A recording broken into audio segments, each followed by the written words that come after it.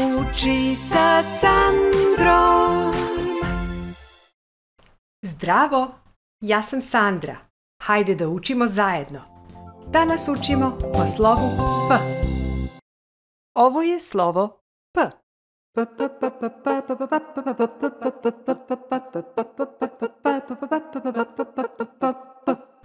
P je prvo slovo u reči poklon. P, poklon.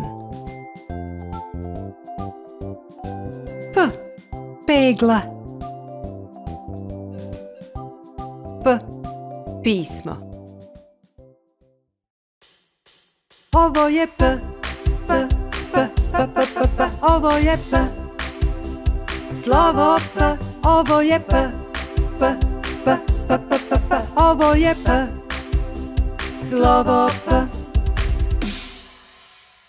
P je 19. slovo azbuke. Kada izgovaramo glas P, skupimo usta i odjednom otvorimo da bismo pustili vazduh da prođe. Ovako. P. P.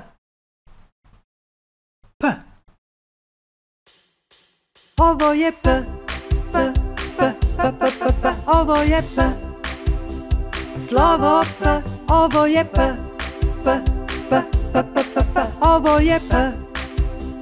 Slovo P. Ovo je štampano veliko slovo P. Ovo je pisano veliko slovo P. Ovo je štampano malo slovo P.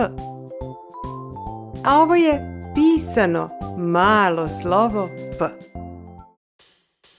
Ovo je P. P, P, P, P, P, P, ovo je P. Slovo P, ovo je P. P, P, P, P, P, P, ovo je P. Slovo P. Možeš li da prepoznaš slovo P u ovim rečima? Crep. Kompjuter. Krpa. Sapun. Hajde da se igramo zanimljive geografije.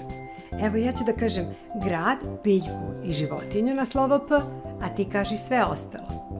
Grad, Parma, u Italiji. Biljka, pirinač koji mnogi vole. I životinja, paun sa divnim šarenim repom.